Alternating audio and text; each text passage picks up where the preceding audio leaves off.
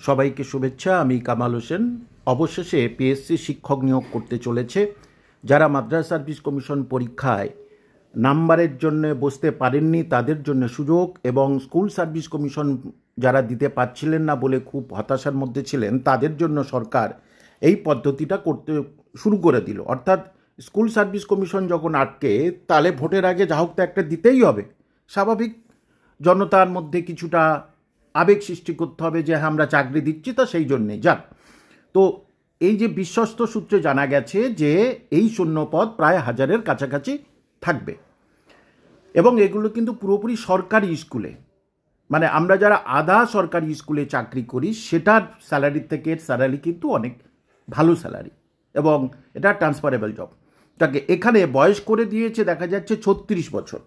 SC ST ওবিসিদের জন্য যা ছাড় সেটা অবশ্যই পাবেন, এবং একেবারে যে যোগ্যতা মানে অনার্স, মাস্টার ডিগ্রি, বিএড যা যোগ্যতা সেটা এনসিটি নিয়ম অনুযায়ী, অর্থাৎ সেখানেও এসসি এসটি ওবিসিরা যেমন ছাড় পান অবশ্যই ছাড় পাবেন।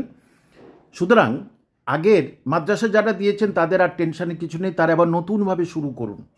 যা যত কম শূন্যপদ থাকুক না কেন নিজেরা নতুনভাবে শুরু করুন, এবং পরীক্ষা পদ্ধতি বলছে যে এনসিটি নিয়ম সব মেনে চলবে। যাকে সেখানে সাবজেক্ট কিন্তু সবসময়ের জন্যে এমসিকিউ হবে, আপনাদের বলে দিলাম। এমসিকিউ টাইপের সাবজেক্টের উপরে পরীক্ষা হবে, এবং নিয়ম অনুযায়ী যদি শূন্যপদ যদি মানে পরীক্ষার্থী অনেক বেশি হয়ে যায় তাহলে কিন্তু আবার সেই প্রিলিমিনারি টেস্ট হবে। সেটা স্কুল সার্ভিস কমিশনের সূত্রে অনেক আগে থেকে খবর পাওয়া গেছে। যে সুতরাং আপনারা কিন্তু প্রস্তুত থাকুন সাবজেক্টের জন্য, অর্থাৎ যারা মাদ্রাসা পরীক্ষা দিয়েছেন তারা একই প্রস্তুতিতে একটু ঝালিয়ে যান, এবং যারা অনেক দিন পরীক্ষা বসতে পারেননি এবারে তাদের কাছে সুবর্ণ সুযোগ আসছে। দেখুন, যে কটাই শূন্যপদ থাকুক না কেন আপনাদের নিজেদের মতো করে প্রস্তুতি নিতে হবে এবং লড়াই শুরু করতে হবে, এবং এটা খুঁটিয়ে পড়বেন, কারণ পুরোপুরিভাবে এমসিকিউ টাইপের প্রশ্ন হচ্ছে এবং হবে।